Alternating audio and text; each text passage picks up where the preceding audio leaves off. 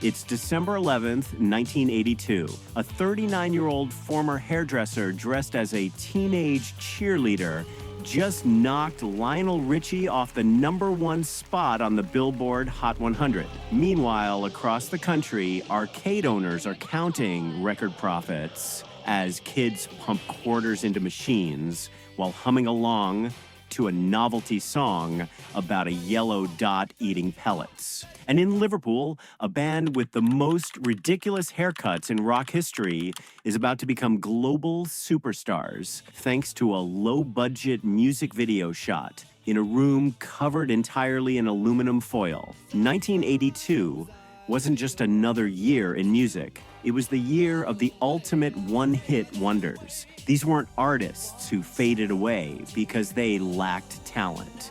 These were perfectly crafted pop moments that captured lightning in a bottle, creating songs so catchy, so distinctive that they're still stuck in your head 40 years later. Get ready to dive into the stories behind 13 unforgettable tracks that defined 1982 and proved that sometimes one perfect song is all you need. Song number 13, Forget Me Nots. Patrice Rushen, starting our countdown at number 13, is a sophisticated R&B gem that showcased incredible artistry behind the one-hit wonder label. Patrice Rushen was a classically trained musician who had already released 3 acclaimed jazz albums before pivoting to R&B. Forget Me Nots peaked at number 23 on the Hot 100, but reached number 4 on the R&B charts and number 2 on the dance charts.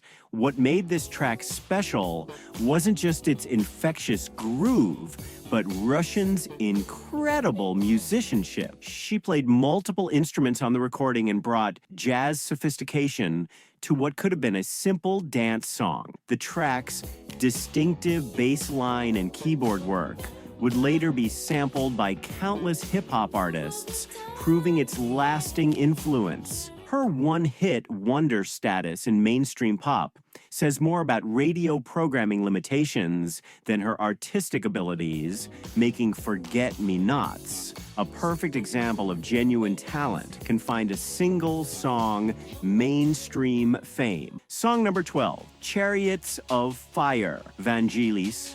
Number 12 takes us to the cinematic world with Vangelis' Chariots of Fire, proving that instrumental tracks could still captivate mass audiences in the MTV era. This theme from the Best Picture winner at the 1982 Oscars became synonymous with triumph and achievement. The period film about the 1924 Summer Olympics notably used a modern synthesizer-heavy score, which somehow worked perfectly. Vangelis played every instrument on the recording: acoustic piano, percussion, and synthesizers. The Greek composer created a modern anthem that felt both futuristic and timeless, demonstrating how electronic music could be deeply emotional and universally appealing. The track's impact extended far beyond movie theaters. Its majestic, uplifting quality made it a favorite for sporting events, graduation ceremonies,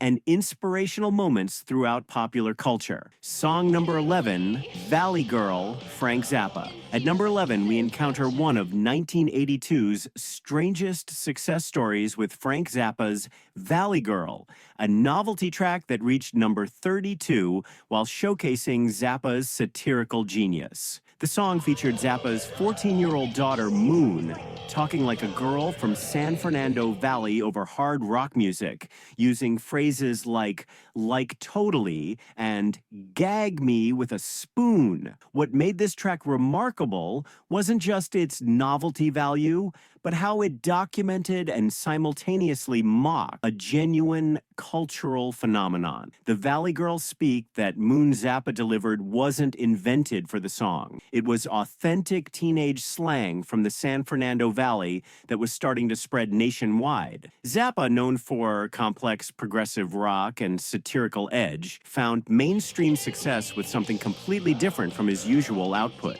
Song number 10, Pac-Man Fever, Buckner and Garcia. Number 10 brings us to the ultimate novelty hit of 1982 and perhaps the most perfectly timed song in pop history. Pac-Man Fever by Buckner and Garcia peaked at number 9 on the Billboard Hot 100, capitalizing on the video game craze sweeping America. The song was certified gold and sold over 2.5 million copies total. Jerry Buckner and Gary Garcia were jingle writers from Akron, Ohio, working in Atlanta when they became hooked on the arcade game at a restaurant. They spent 2 hours playing instead of working and decided to write a song about their obsession. What elevated Pac-Man Fever beyond typical novelty songs was genuine pop craftsmanship. While other video game songs threw in sound effects and called it done, Buckner and Garcia approached it as professional songwriters, creating a legitimate pop song first. The result worked as both social commentary and pure entertainment, documenting a cultural moment while creating an undeniably catchy piece of music. Song number 9, I Ran So Far Away, A Flock of Seagulls. At number 9, we encounter perhaps the most visually memorable one-hit wonder of 1982, thanks to an iconic hairstyle and music video that defined early MTV. I Ran So Far Away by A Flock of Seagulls reached number 9 in the United States and topped charts in Australia, though it only reached number 43 in their home UK.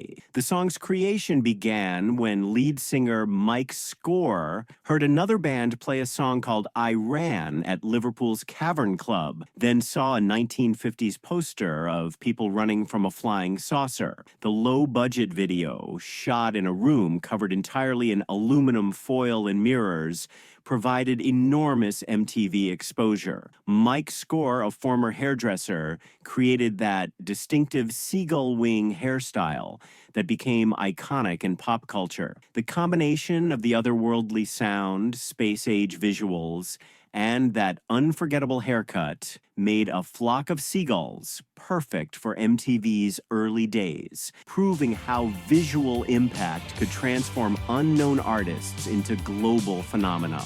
Song number 8, Centerfold, Jay Giel's band. Number 8 takes us to one of 1982's most unexpected success stories, as veteran Boston rockers found massive mainstream success with their most commercial moment. Centerfold by the Jay Giles Band became the 5th biggest hit of 1982, proving that established bands could reinvent themselves for the MTV generation. The Jay Giles Band had been grinding it out in the Boston rock scene for over a decade before this track transformed them into pop stars. The song's narrative about discovering that a high school crush had become a magazine model tapped into universal themes of nostalgia and lost innocence, while its infectious hook made it irresistible on radio. The timing was perfect for older artists singing about youthful experiences. The track's memorable music video, featuring the band performing in a high school setting, perfectly captured this theme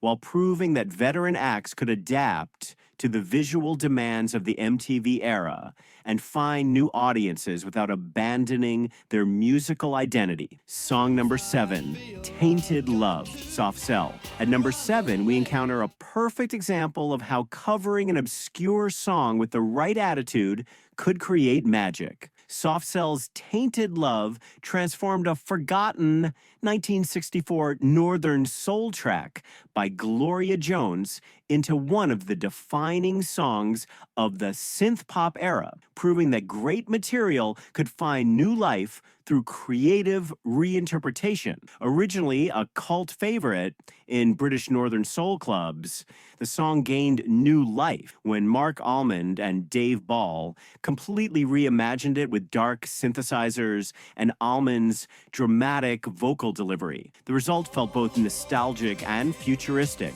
creating an emotional rawness that helped define early 1980s alternative pop. The song's success was unprecedented unprecedented for such a left-field approach.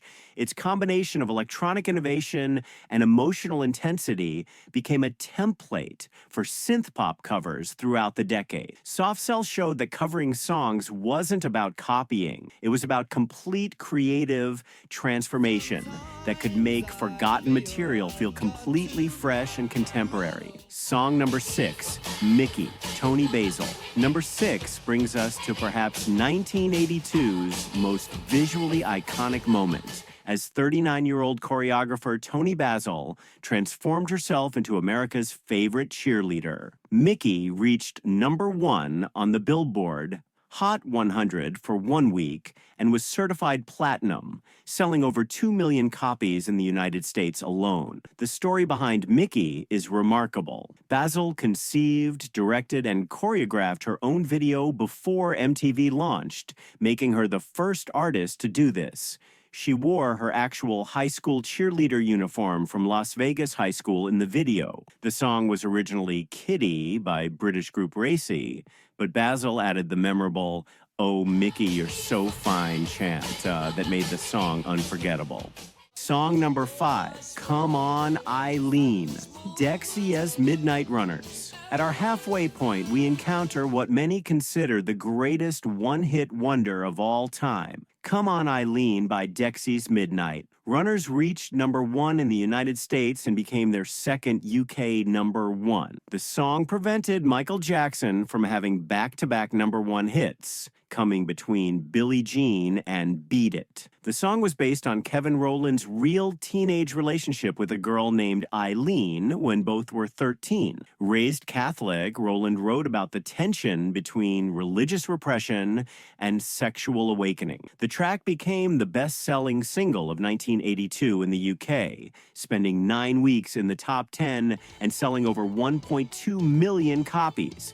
What made Come On Eileen special was its unique sound, a combination of Celtic folk, American soul, and pure pop energy that defied categorization. The distinctive fiddle section and Rowland's passionate vocals created something unlike anything else on radio, making it impossible to resist and creating a perfect pop moment that transcended genre boundaries. Song number 4, Hard to Say I'm Sorry, Chicago. Number 4 showcases how veteran bands could reinvent themselves for a new generation. Chicago's Hard to Say I'm Sorry marked their successful transition from jazz rock pioneers to mainstream pop stars, proving that established acts could adapt to changing musical landscapes while maintaining their essential identity. After declining fortunes in the late 1970s, Chicago partnered with producer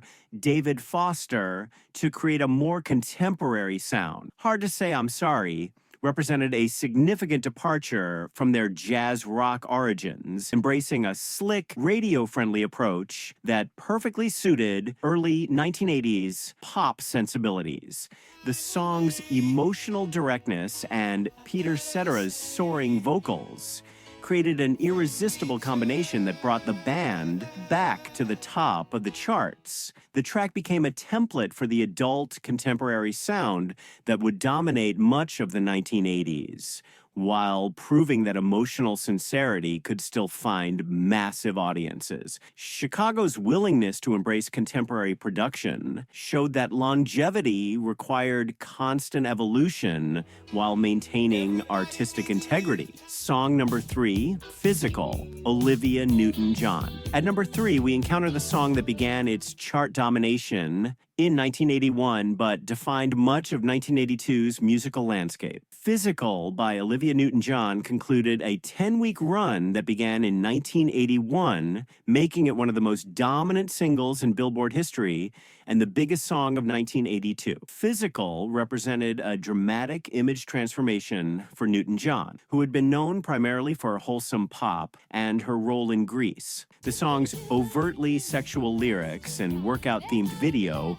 created controversy while generating massive commercial success, showing how established artists could completely reinvent their image. The track's success coincided perfectly with America's fitness craze of the early 1980s. The aerobics-inspired video became one of MTV's most popular clips, with Newton-John's transformation from sweet ingenue to fitness instructor becoming a template for pop star reinvention. Physical proved that the right visual concept could transform even established artists into cultural phenomena, anticipating the video-driven nature of 1980s pop music. Song number 2, 8675309 Jenny, Tommy Tutone. At number 2, we have perhaps the most persistent earworm in pop music history. 8675309/Jenny by Tommy Tutone peaked at number 4 on the Billboard Hot 100 and stayed on the charts for 237 weeks, finishing as the 16th biggest hit of 1982. The song turned a fictional phone number into a cultural obsession that persists today. Two myths need dispelling. Neither Jenny nor the phone number were real, and Tommy Tutone isn't a person, but the band name, led by Tommy Heath and Jim Keller. The song was co-written by Alex Call and Jim Keller, creating what would become one of rock's most memorable hooks. The song's impact extended far beyond charts. People worldwide made prank calls to 8675309 asking for Jenny, forcing countless innocent people to change their phone numbers. The track tapped into universal experiences of teenage crushes and the fantasy of finding someone through their phone number, creating a perfect pop moment that felt both specific and universal while generating a cultural phenomenon that extended far beyond music. Song number 1, Golden Brown, The Stranglers. At number 1, we have perhaps the most sophisticated entry on our list, proving that one-hit wonders could be genuine artistic achievements. Golden Brown by The Stranglers reached number 13 in the UK, representing a dramatic departure for the aggressive punk band. This pop song about heroin became their biggest mainstream hit, despite its dark subject matter. The track's unusual 3/4 time signature, harpsichord-like keyboard work, and cryptic lyrics created something completely unlike anything else in their catalog or on the charts. The song demonstrated how established alternative acts could create unexpected mainstream moments without compromising their artistic integrity, proving that accessibility didn't require dumbing down complex ideas. Golden Brown managed to be simultaneously accessible and mysterious. The beautiful melody and unusual instrumentation created immediate impact, while darker themes and complex structure revealed new layers with each listen. It represented the perfect example of how one-hit wonders could transcend their commercial moment to become lasting artistic statements that reward both casual listening and deeper analysis. These 13 songs from 1982 prove that one-hit wonders aren't musical failures. They're perfect moments captured in time. Each track succeeded because it offered something unique, whether Tony Basil's cheerleader energy or A Flock of Seagulls' sci-fi weirdness. What united these diverse artists was their ability to create something memorable when such qualities could still break through to mass audiences. 1982 was the perfect moment when novelty and pure catchiness could triumph over marketing budgets. These songs didn't just define 1982, they created the template for truly memorable music. 40 years later, they're still playing in our heads because they captured something essential about human experience. Sometimes, one perfect song really is enough to achieve immortality. Which of these 1982 one-hit wonders is still stuck in your head? Let us know in the comments and subscribe for more musical deep dives.